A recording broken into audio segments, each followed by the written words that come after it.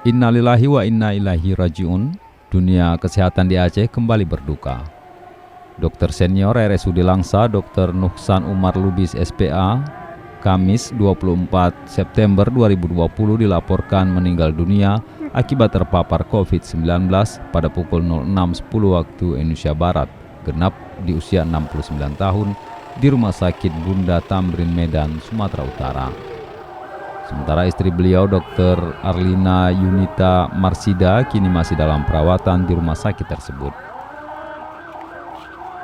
PLH Direktur RSUD Langsa, Helmiza Fahri, kepada Serambi On TV membenarkan kabar meninggalnya dokter spesialis anak tersebut akibat terpapar COVID-19.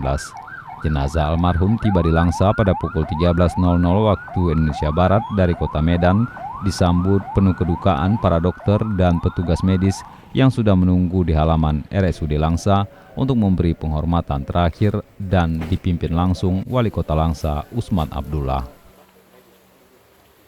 Selanjutnya, jenazah disalatkan dan dimakamkan pada lokasi perkuburan keluarga di Gampung Lokbani, Kecamatan Langsa Barat secara protokol COVID-19.